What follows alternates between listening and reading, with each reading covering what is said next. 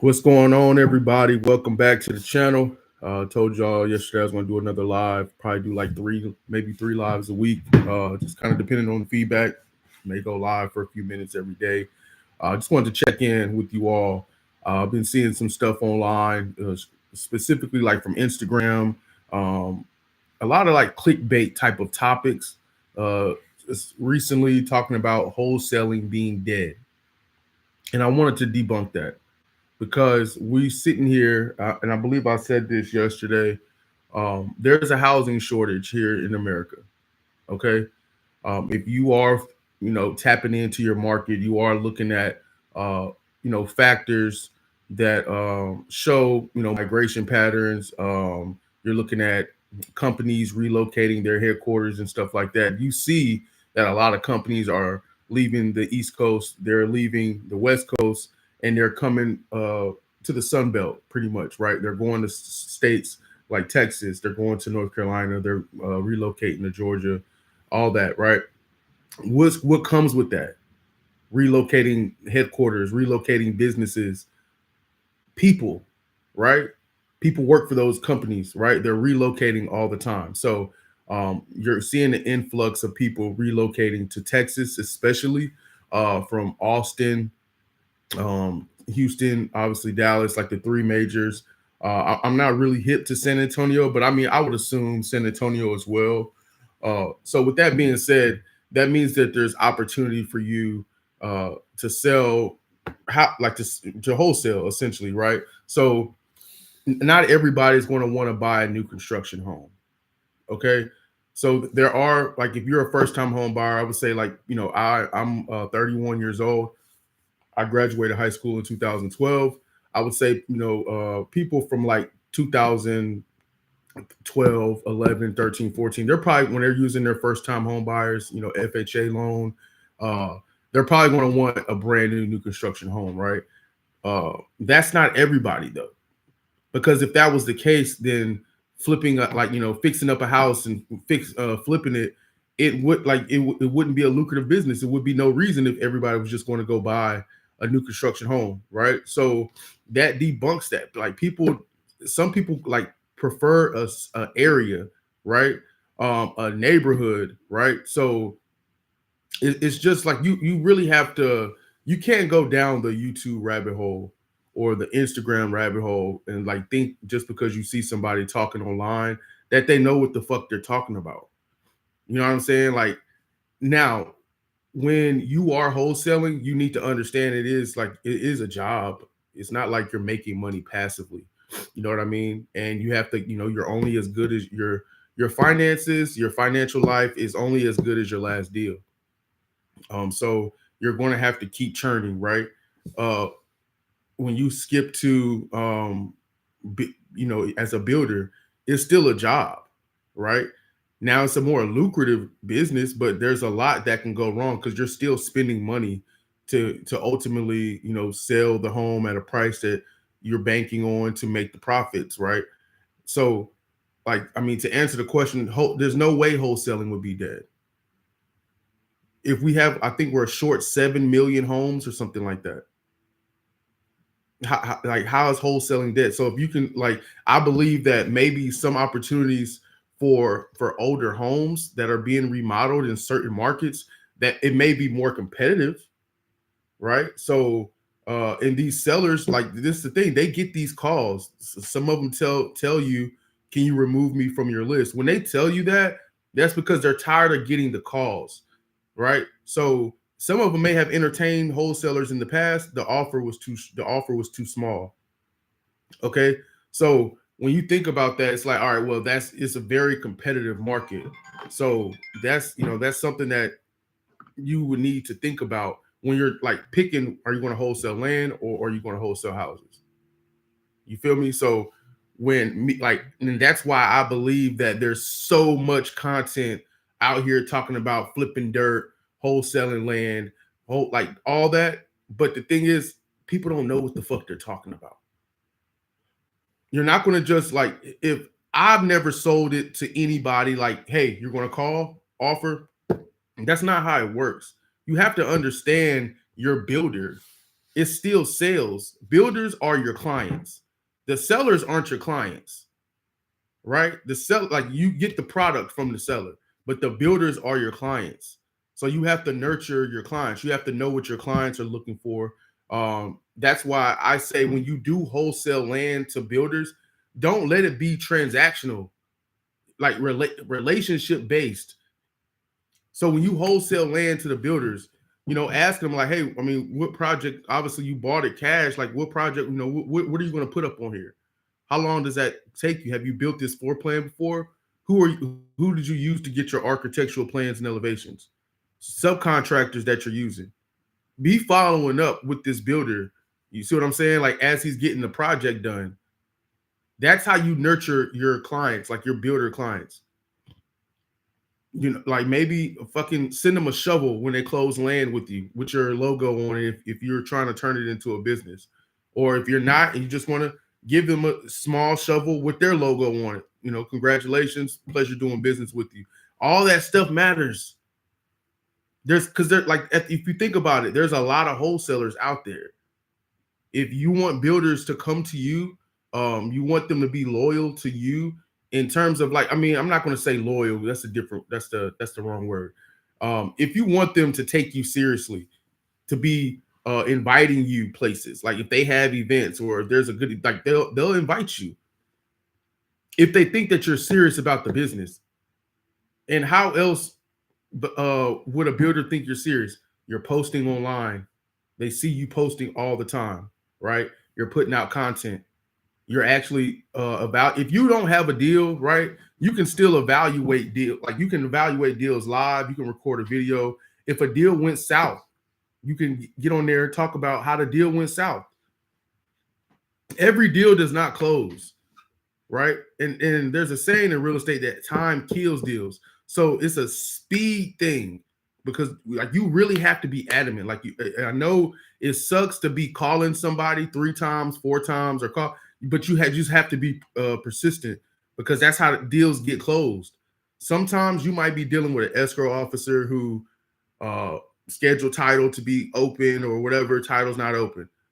If you don't get on their ass or say, hey, is title open yet? Like, you know what I'm saying? Like, is title clear? Like, do we have the title commitment back? I've called escrow officers and like, this is maybe 4 or 5 days. And they told me, oh yeah, we got that back a couple of days ago. Okay, well, like, why didn't you call me? Why didn't you email me? And I understand like they have other stuff and, they have other clients and whatever, but hey, I'm one of the clients. Why didn't you? Because think about it. Think about what could go wrong in 4 days. That's a lot can go wrong. If she would have told me, hey, we got the title commitment back 2-3 days ago, we were able to order a survey. We would have had the survey back the day I called to check on the title commitment. We would have had the survey. We would have been ready to close. You see what I'm saying? So it's like you in this business, the follow-up is what's going to make you the money. You're not going to close the deal like when you call the seller to really set the correct expectations for you. When you call the seller, you're just trying to gather information. And if you're wholesaling land, the information that you're trying to gather would be what the builders are going to ask you. Is the property in a flood zone? Is the title clear or title open? Do you have a survey? When is the closing date? How much earnest money deposit is down? Like how much and what are you asking? What's the price you're asking? That's why it's important to reverse engineer, talk to builders first. Talk to builders in your market first. And I would say stick to like mom and pop builders. Don't try to go after nationwide home builders. Stick to mom and pop builders in your area, right? Ask them, what are they buying? Are they still buying?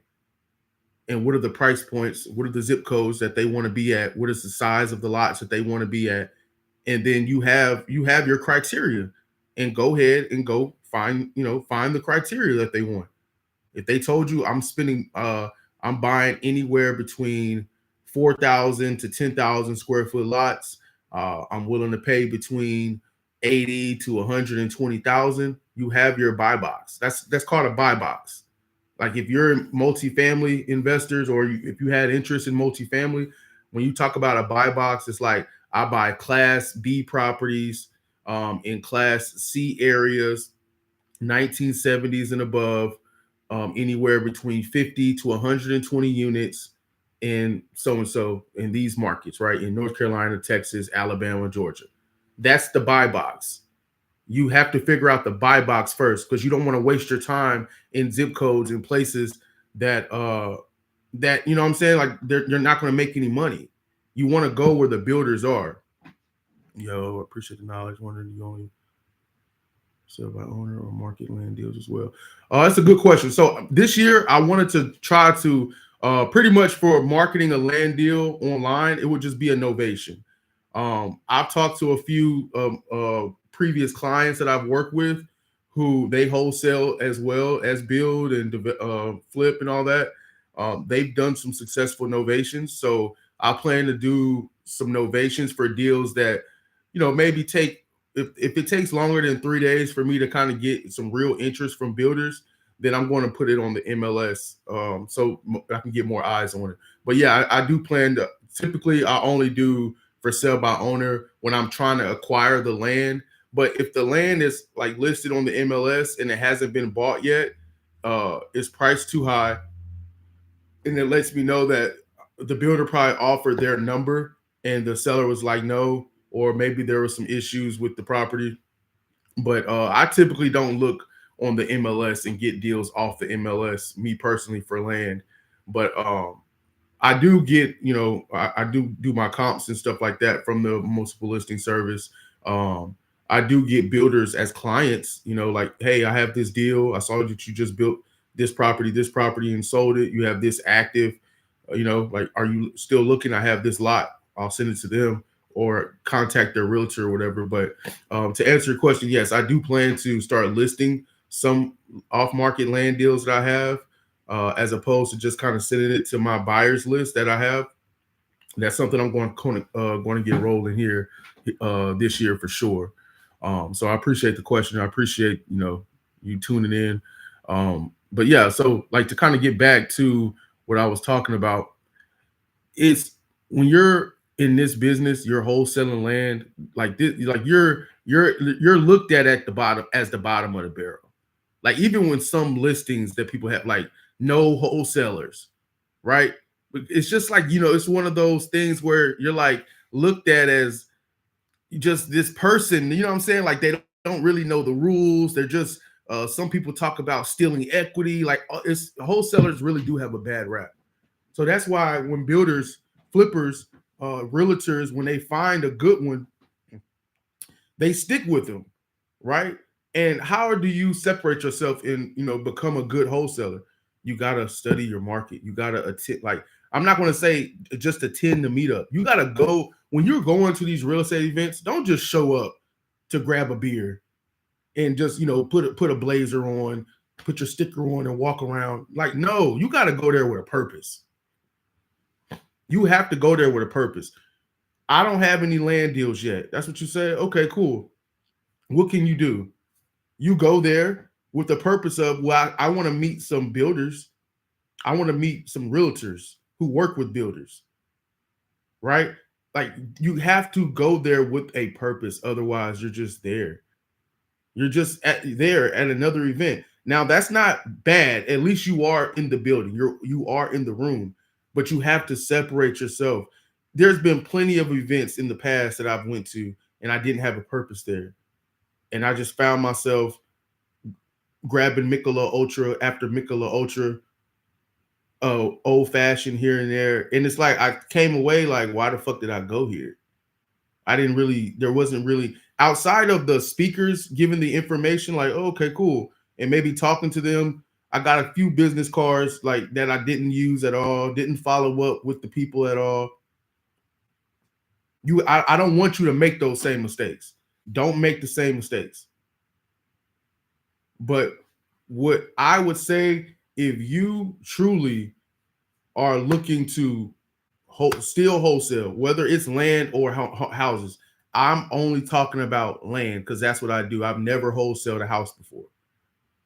Never in my life have I wholesaled a house. I tried multiple times. It was just a headache to me. I found that flippers, you tell them the price, here's this and that.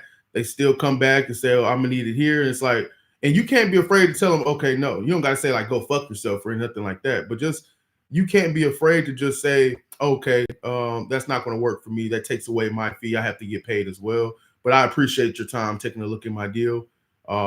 Please let me know your buy box. So if something else comes along, I can send it over to you. Simple like that. Because some of them, they'll test you, they'll try you. They'll say, let's see if we can get it here. Like they know they can pay your asking price, but let's see if we can get him to get it lower. Because you got to think about this. If you have a deal under contract, okay, you spent the time talking to the seller, y'all agreed, whatever, and you have it at title and open. Do you know it's not just changing the price? You have to go back to the seller, explain to them, hey, I'm gonna need a price reduction. They're going to ask you why. You said you were confident at this price and that, blah, blah, blah, blah, blah. But let's just say they say, okay, you have to get them to sign an amendment, okay, that could potentially change the closing date, that obviously the price. Then you give it to title. They update the file. It's not as simple as calling the seller and saying, hey, we're going to do this now. It's not that simple. So when they ask you, like you can ask in return, hey, if you want to negotiate on price, then you need to give me more earnest money then. If you're wanting to negotiate that price, then you need to waive that option. You need to waive the option period. Everything's negotiable. You get out of life what you negotiate. If you want me to do some extra, I already got the deal signed at title open. You can go, here's pictures of the property. Take your subcontractors out there to the property when you go. Take your inspectors out there to the property where you go. When you go, excuse me.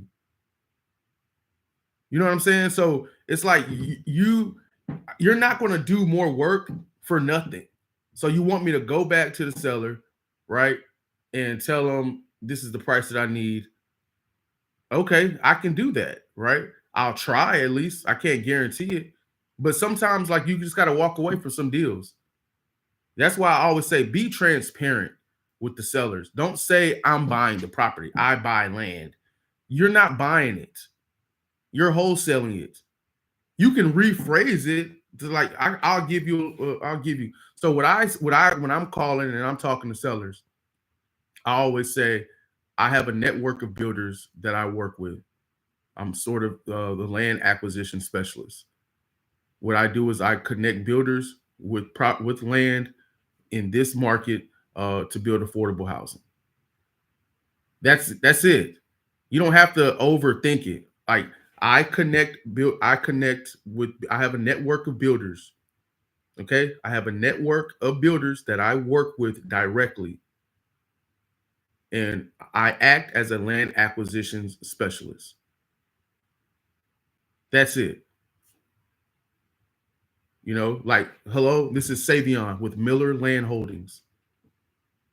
And what else do they need to know?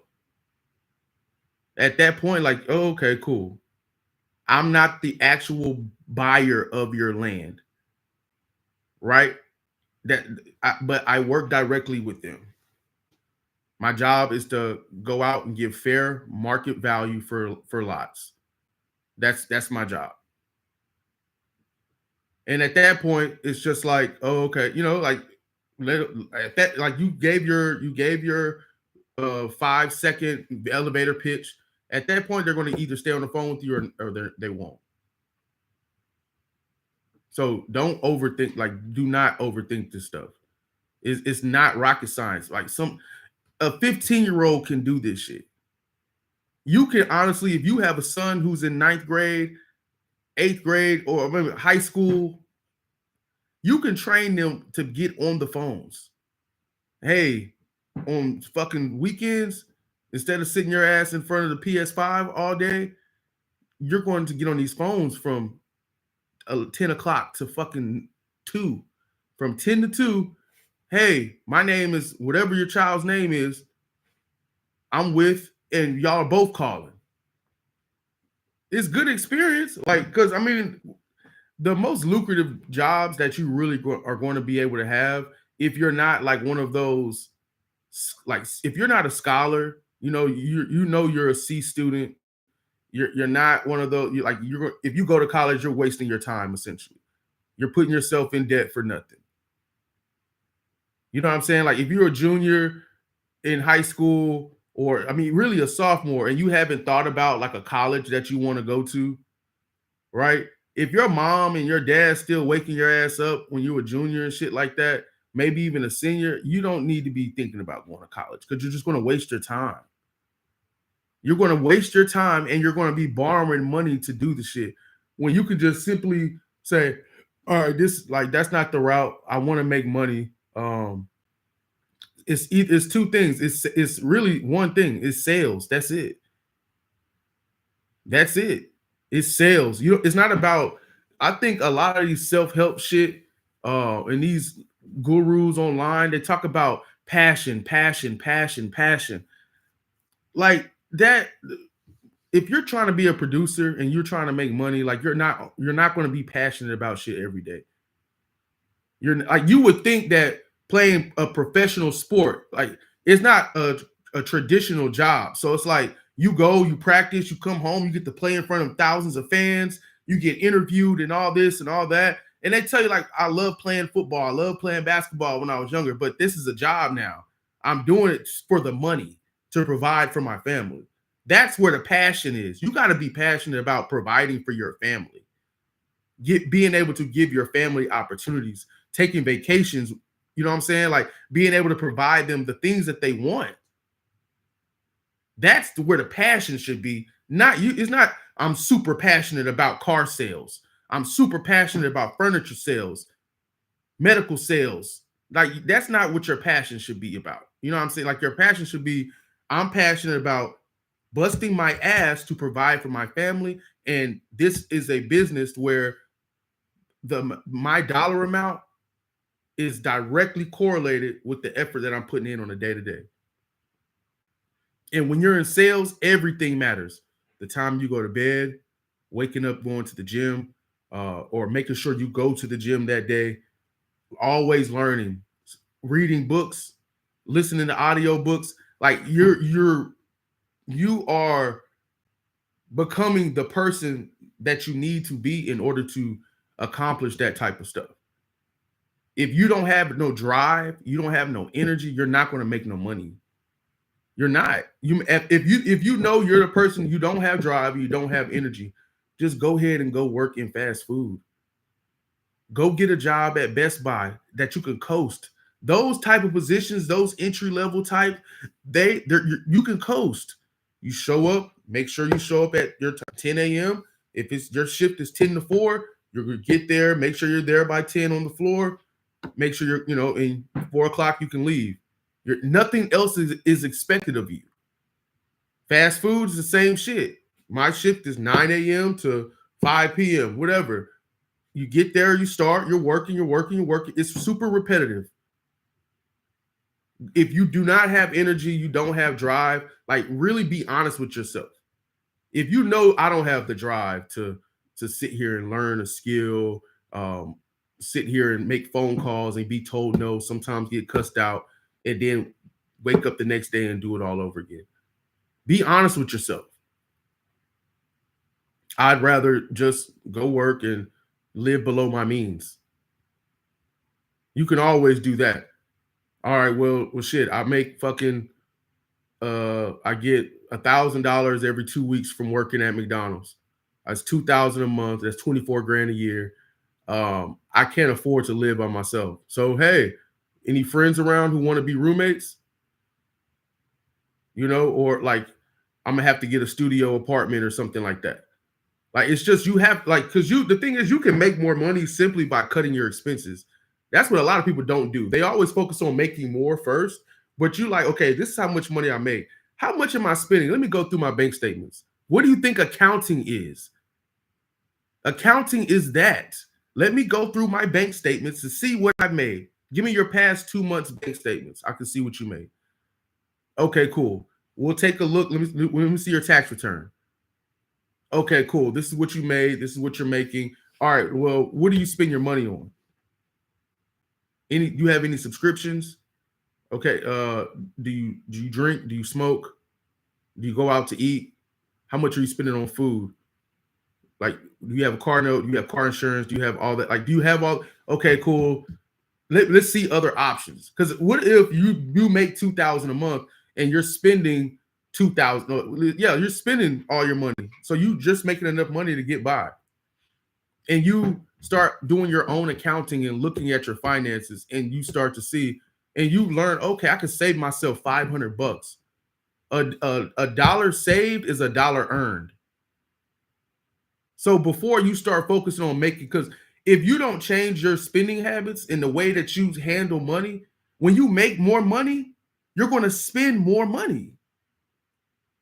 If you're making $2,000 a month and that's it, or 2,500, something small. If you're making less than 30,000 a year, or 30 grand or less, and you find yourself not having anything saved at the end of the year, making more money is not the answer. You have to learn how to manage your finances. It's that simple. You have money management issues. If you think about this, a simple $500 a month, that's going to come out to about $6,000 a year, right? 500, 1,000. Yeah, about $6,000 a year. Let me just go ahead and do the math. So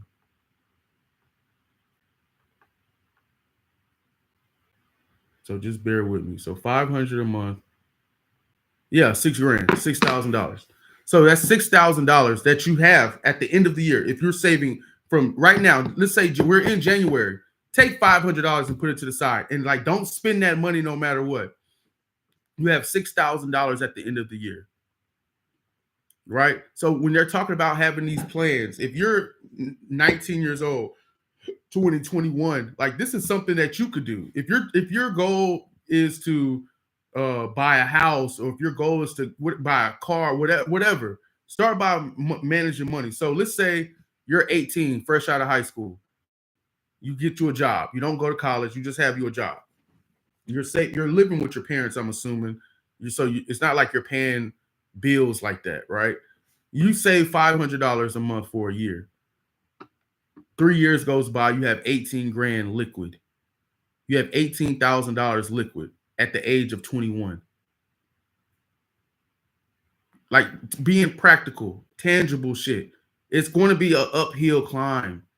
Not everybody can get on YouTube and get 100,000 subscribers. Not everybody can get on Twitch and be Kai Cenat or Mr. Beast. Those are like, they promote that, everybody gets on there thinking that, but like that's not the reality. Or I show speed. It's the same way when we were young men, we were younger, we were playing sports, we're thinking we're going to the pros. You're not. We didn't go to the pros. We're left figuring out what the fuck we're about to do with our life to provide and make money. Luckily for athletes, we're used to getting up early. We're used to doing, practicing hard and competing. All that translates to sales. Don't be afraid to get in sales. If you can find you a good like a sales job with a base salary, because they say that's why I promote private lending. When you work in private lending as a loan officer, they call it a business development rep, a territory rep.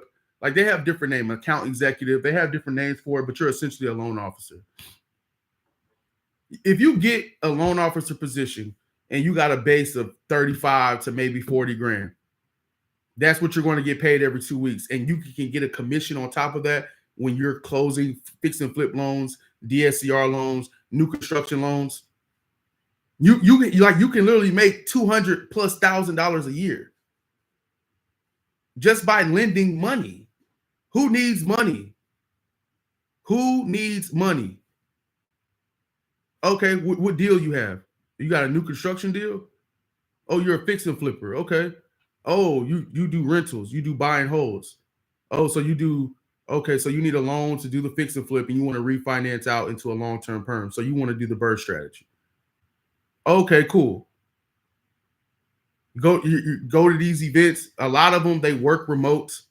So you can be in your home office. You can go to a Starbucks and work for the day. You can go to those we workspaces where it's shared workspaces.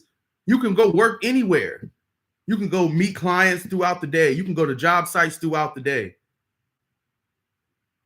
Like it's so much that I'm just, if you are interested in real estate and you're like, you want to learn, you want to soak it up, but you don't have any money to just sit and try to close deals, wholesaling land, get you a fucking job in private lending. Get you a job in private lending. It's because it's like the difference between is the base salary. And when you become a realtor, a real estate agent, or if you become a traditional loan officer and you go get your NMLS license, you eat what you kill. There's no base. You have to have something saved. So if you are 18, you're like, I'm gonna get my real estate license, right? I would say wait, learn as much as you can, save up money. Save up money. Like the $500 a month. If you can't do 5, do 250, because that's still going to be $3,000 you save. So it's like, all right, I'm about to learn as much as I can. Because being a realtor costs money. It's not just you pay for the course, you take the exam, and boom. It like to have access to the MLS, that costs money, right? To hold your licenses at brokerages and stuff like that, that's going to cost money. Just to buy your signs that you see people put out in front of houses, that's going to cost money. When you're driving, it's gas money. That's going to cost money. It's going to cost money. You're going to need money. There's no scenario where you starting this shit dead ass broke that you're going to rise up out of the ashes. That's not going to happen.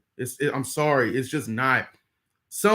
Are there like one-off situations and shit like that? There's exceptions to every rule. Don't make the rule like don't live in the rule, right? I mean the exception. I'm sorry. Don't live like don't do that. Have a practical plan that you can follow. If I'm interested in real estate, whether you're 18, 25, 30, 35, whatever, but I don't know much about it. I know a little bit, and you're one of the people who you look to YouTube to get information, you look to podcasts to get information. You may have read How to Invest in Real Estate for Dummies or whatever the fuck it is. You have to understand that, okay, the best way to learn about the business that I want to be in is to work it. That's how I learned about land wholesaling. That's how I learned about new construction. That's how I learned about private lending, is working in private lending. It's really that simple. It's not hard at all. Go work. The best way to understand a business that you want to be in. I'm watching this show right now. It's on Paramount. It's called Landman. Billy Bob Thornton. It's a really good show. Y'all should check it out. His son, his name's Cooper. He went to the same college I went to, Texas Tech. He dropped out of college to go work for his father they call it the patch. That's where it's the oil, like they work the hands-on field guys that work the oil rigs and stuff like that. They're hands-on. They're doing the grunt work essentially, right? And he asked, like, why are you working the patch? You could have graduated and went to a top executive. He said, I'm going to own an oil company one day. I need to know how every facet works. When I was interested in apartment investing, I still am, but I decided like the best way to learn, let me go get a job in property management. I started out as a leasing agent for Waterton. Then I went to another company, Greystar, and I was an assistant property manager.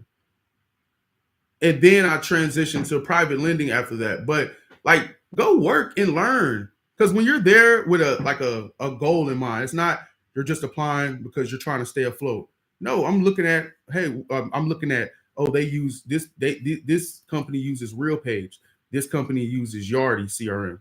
You know what I'm saying? Like, it's just, okay, so this place has 4 maintenance guys on site. This one has 2.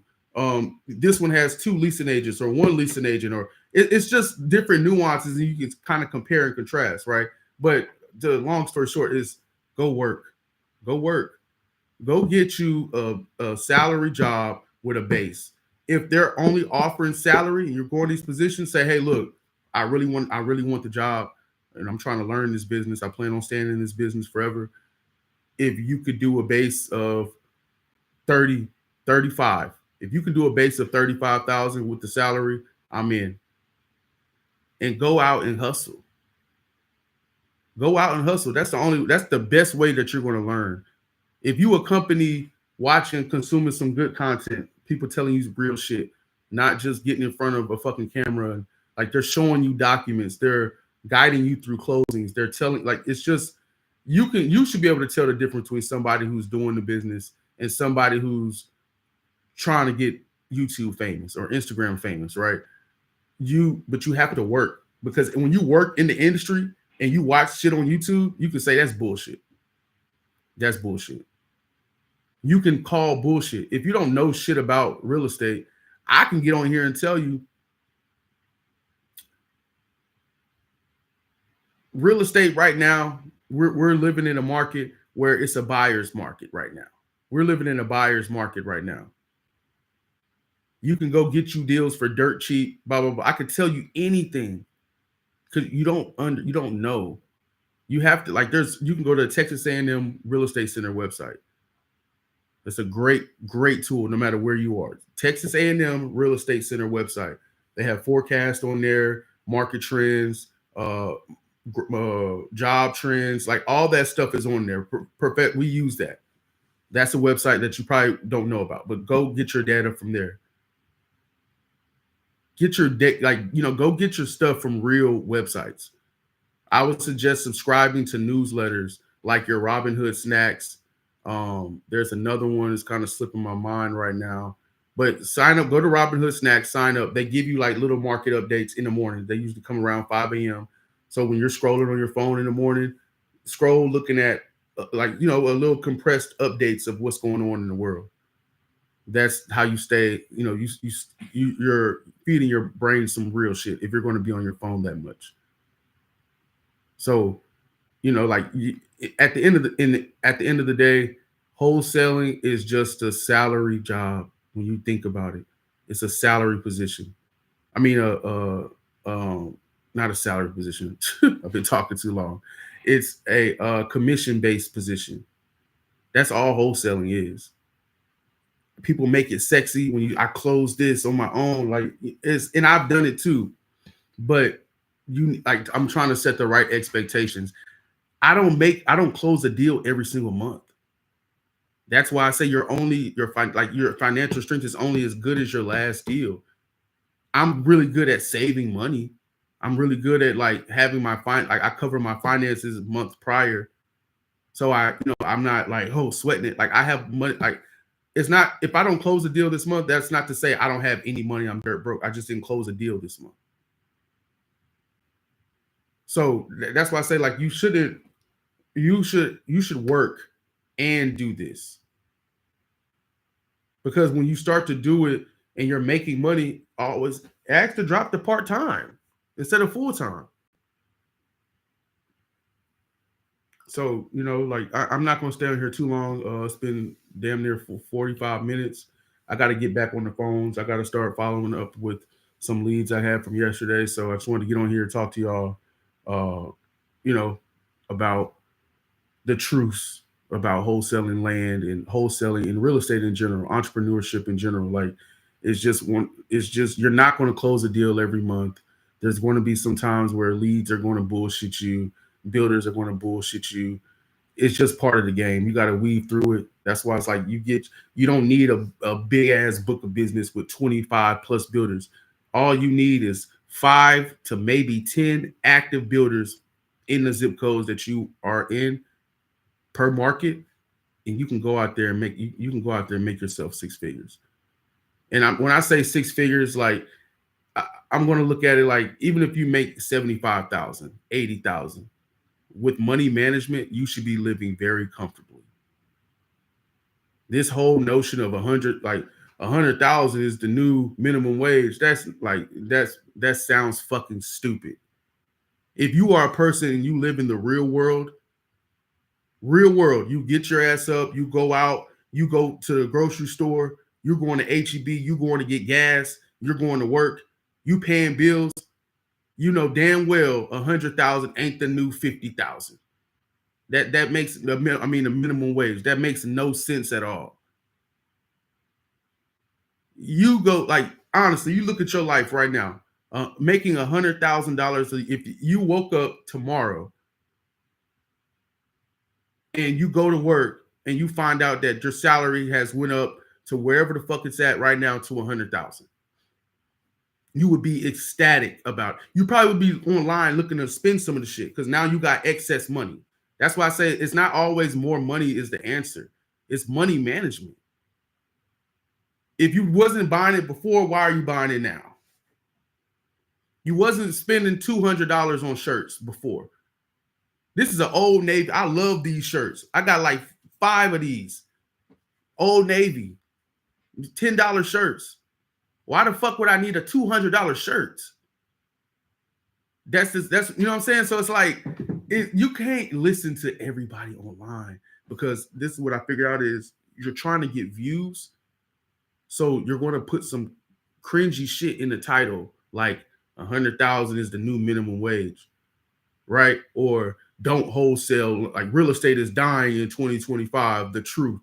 Like you're putting some, oh, what? Like it's a shock factor, along with the nice little thumbnail that you paid somebody $5 on Fiverr to do.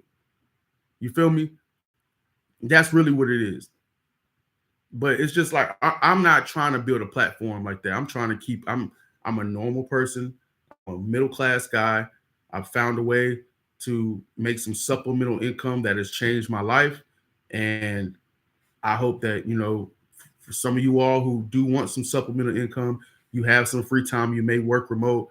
You're hungry, you're willing, you're a hustler.